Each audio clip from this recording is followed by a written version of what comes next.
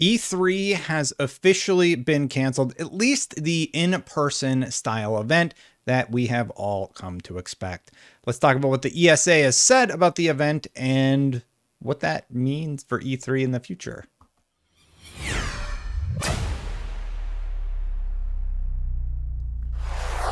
Thank you so much for watching, everybody. Please consider hitting that subscribe button, hitting that bell to know when these videos go live. Try and post every day, and I do appreciate you helping this channel hit 100,000 subscribers in 2022.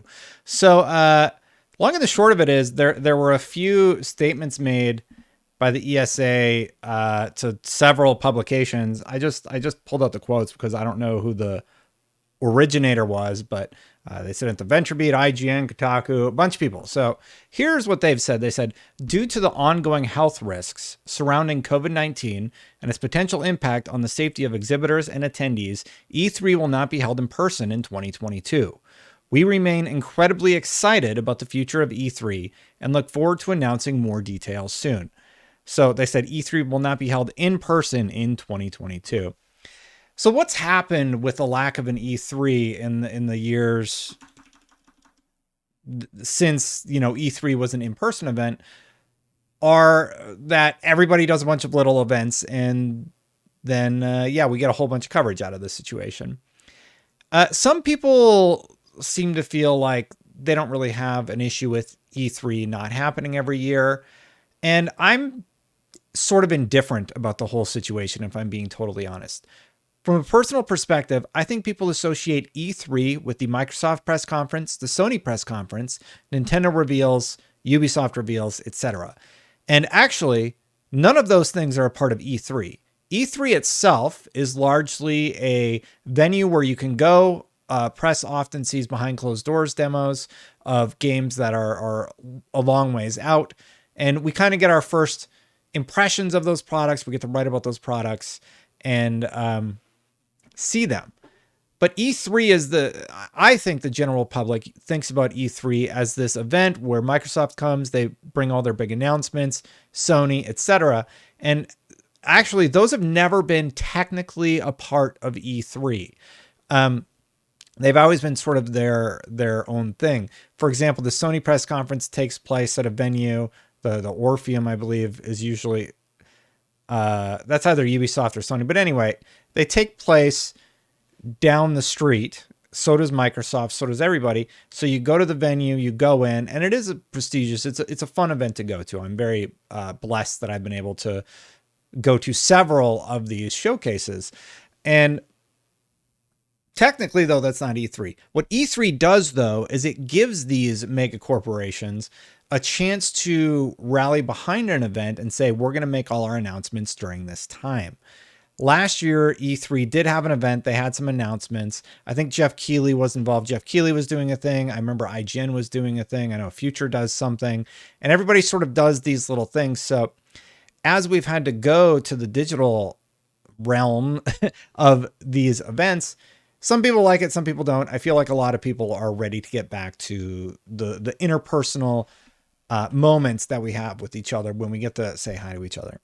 So real quick, I do have a few other quotes for them. This was from VentureBeat. The ESA did say it is excited about the possibilities of an online event. And they also said from VentureBeat, the ESA, a trade group led by the game industry's publishers, is evidently being cautious because of the huge burst in coronavirus infections prompted by the Omicron variant. The CES 2022 tech trade show, which is taking place in Las Vegas this week, has caught a lot of criticism for going forward with its in-person event, despite the risk of being a super spreader event. So that was written by VentureBeat. I actually haven't heard any criticism about CES. Maybe I haven't been paying attention doing an in-person event. I think at this point, with so many vaccinations, especially in the United States, like millions and millions of people are vaccinated. That's a whole separate thing that's going on right now. But anyway, I think people have an understanding, like, get vaccinated. If you're getting vaccinated, I hope you're getting vaccinated. And if you go to these events, just use common sense, wear a mask. If you wear a mask, wash your hands and just be careful. Right.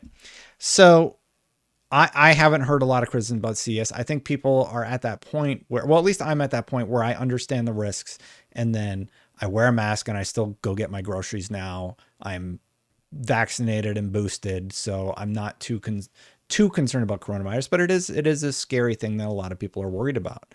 I think the larger question when relating to just the video game business and E3 as a whole is, how long is this going to continue to impact the industry as a whole? We've seen game delays. We've seen every developer saying we've had to adjust to coronavirus. And some have actually seen this as an opportunity to start building out different workflows. I know Twitter I think Twitter even closed their San Francisco office and allowed people to work remote. And honestly, as somebody who has been remote now for a few years, I've gotten to watch my son grow up, do my job, and still, work with a great team. I've been very, very fortunate, again, very blessed to be able to have that opportunity. I think, like I said, I'm fairly indifferent about it. I think that E3 going digital only it's fine. Honestly, it's a similar event, especially if you've only ever been able to watch from home. The actual in-person event, if you had gotten to go when there were just 3-hour lines to play a 20-minute demo of Gears of War or Forza or something, it's sort of cool and more of a bragging rights thing than actually fun. I don't particularly like, if I were going as a consumer and not press, we make appointments, so we're able to just go to our appointment and then see the same demos that are on the show floor, right? As an average consumer, you wait in a line for hours. And what's been really interesting actually is seeing a lot of these companies adapt to that and just be like, okay, we're going to do this massive Battlefield event where everybody can just play at home. It's been quite nice, in my opinion. Maybe I'm just a little bit of an antisocial type person though. Yeah, so E3's gone. It does sound like they're going to have a digital event. I'm sure their digital event will be great. I am excited to see what Microsoft, Sony's plans, etc. Sony didn't do anything last year, if you'll remember. Jeff Keighley, what's Jeff Keighley going to do? Who knows where these shows are going to go, but we're going digital only, at least for E3, and we'll see what that means for the rest of the industry. Hey, well, I have you. Thank you so much for watching. That was the big news of the day, E3 being canceled. If you like my videos, thank you so much for watching, first of all. If you would like to subscribe, please consider hitting that subscribe button, hitting that bell.